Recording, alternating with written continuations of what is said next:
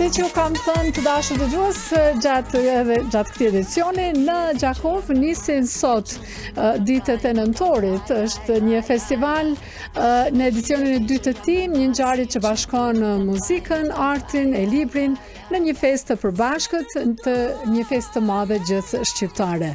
Organizatori i këtij festivali është Ermal Hasimja, i cili është tani në linjë me ne. Ermal, mirëmëngjes i dashur. Mirëmëngjes. Unë jam një nga organizatorët, në fakt një saksim i vogël, është Fondacioni për Gjakovën që organizon dhe ne jemi 12 veta. Faleminderit. Atë organizator që përgjigjet mua, unë e bëj më të madhen. Okej. Bëj pak shaka, Ermal, ju përgëzoj të gjithëve, edhe sigurisht një punë kaq e madhe, kaq e gjerë, nuk mund të bëhet nga një njeri apo jo. Edhe sigurisht që mund të ketë më shumë. A jeni gati të gjithë? Ne jemi gati të gjithë, kemi punu gjatë gjithë sa kohë, kemi rreth 2 muaj që punojmë fakt, dhe edhe dje kemi vazhdu me provat. Sot kemi Ermonela Jahon në orën 7 masdite. Është soprano numër 1 në botë sot. Absolutisht. Sot është dhe sot në mbrëmje, me thënë vërtetën, Gjakova do të jetë në të njëjtin nivel me teatrat e operës së Madridit, të Parisit, të Londrës, sepse ka këtë yll të madh që vjen në Gjakov. Çfarë ndere? Dhe vjen për dashurinë që ka për Gjakovën, ka qenë edhe më përpara, ka rënë dashuri me qytetin, me njerëzit, me të gjitha, dhe ka ardhur për të dhënë këtë shfaqje këtu, madje ka marrë me vete edhe orkestrën e Teatrit Operës dhe Baletit të Tiranës. Të Tiranës, një pako që tregon e plotë, që tregon atë performancën komplete, si që do Ermonela Jaho. Çfarë nderi dhe kënaqësi ta kemi në Gjakov? Si zgjodhet Ermal Gjakovën të jetë qendër? Unë jam gjakovarë vetë, dhe ju e dini që gjakovarët kanë një lidhje shumë të fortë me qytetin e tyre. Pavarësisht se unë dhe prindit e mi kemi lindur në Tiranë, por gjyshrit e mi janë nga Gjakova.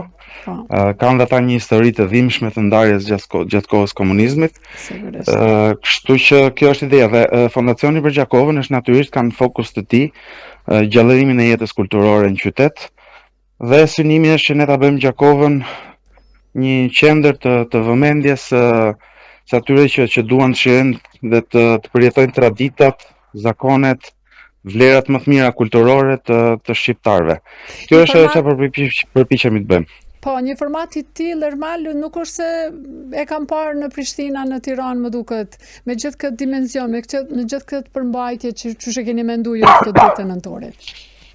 Është e vërtet, gjatë 3 fundjavave të mëdhaja të muajit nëntor, meqenëse është nëntorisht dhe festa e flamurit, festa e pavarësisë, dhe i kemi qëndërzuar këtu, po kemi pasur dhe në verë ditët e shqiptarit me 4 fundjava të tjera të mëdhaja, me 22 koncerte, aktivitete të tjera. Pikërisht, kur kësaj radhe do të kemi disa koncerte të jashtëzakonshme, me thënë vërtetën. Ermonela e hap këtë serinë e aktiviteteve me këtë koncert mrekullueshëm, me një dirigent spanjoll, me orkestrën, siç e thash, dhe me plot surpriza gjatë shfaqjes, sepse është një shfaqje që ajo nuk e ka dhënë kurrë më parë. Është një shfaqje që nuk e as Prishtina dhe as Tirana, pavarësisht se ka qenë koncert në Prishtinë-Tiranë, por ata që do të jenë në sallë sot do të shohin diçka krejt tjetër.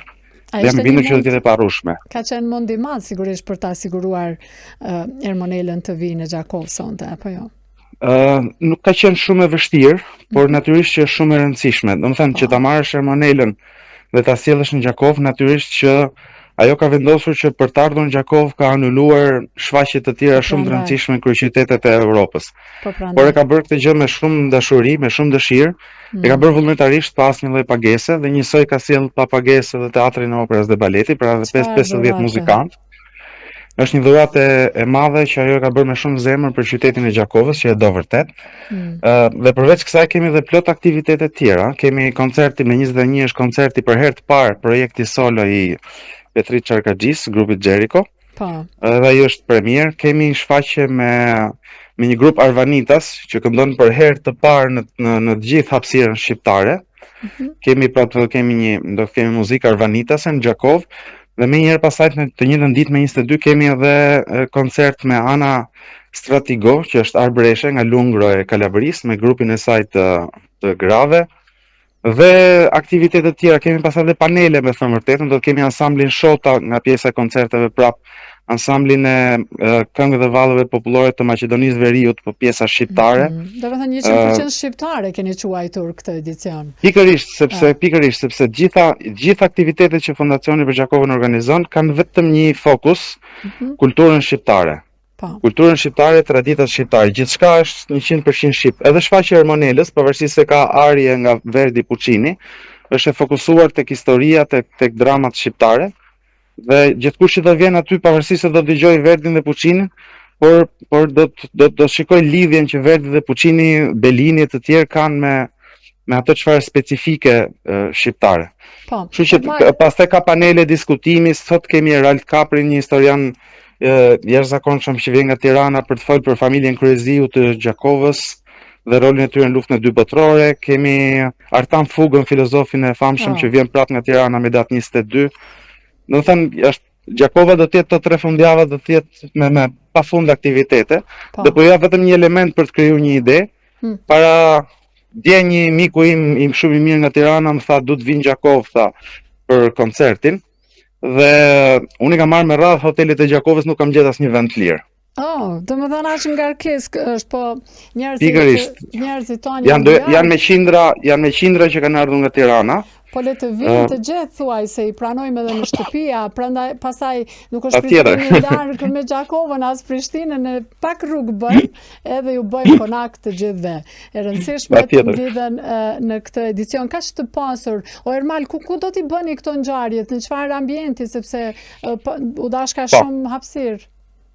Atëre, koncertet, meqense janë koncertet mëdha dhe të rëndësishme, janë në Pallatën e Kulturës, në Gjakov.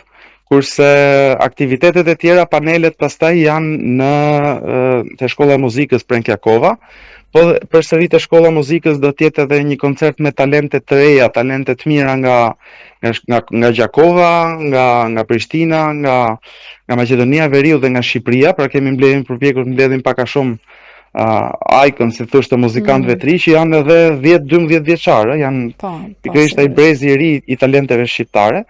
Kështu që pak a shumë në këto dy vende do zhvillohen pjesa më e madhe e aktivitete, meqense kuptohet nuk është verë, dhe jemi detyruar që të futemi në mjediset mbyllura. Një mjedis ku është përshtatshëm për të gjithë. Ermali dashur, shumë faleminderit. Do të kemi rast të shihemi sigurisht edhe në Gjakov me këtë ngjarje kaq përmbajtësore e me interes edhe për gjithë popullin tonë shqiptar.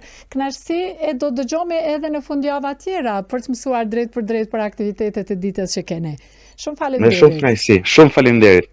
Faleminderit. Mirupafshim Ermal. Ishim me Ermal Hasimen, të dashur dëgjues, njëri ndër organizatorët, sa më qortoi Ermali, i festivalit që nis sot në Gjakov, është edicioni i dytë i festivalit Ditët e Nëntorit, një festival me shumë përmbajtje, do të ketë shumë aktivitete, siç tha Ermali, edhe sonte atje e hap këtë edicion Ermonela Jaho, një soprano me famë botërore, dhe është gjithmonë kënaqësi ta kemi Ermonelën këtu. Vetëm pas pak do të lidhemi me kolegët tanë nga Slovenia, të cilët do të transmetojnë ndeshjen drejt për drejt sonte mes kombëtarës tonë dhe Slovenisë, një ndeshje shumë e rëndësishme, e nëse fiton Kosova sot vari, ka me pas gjasa me shku në garat e play-offit, po më duket kështu. Apo lutemi të dy bashkë. Vetëm pas pak do ta marrim edhin.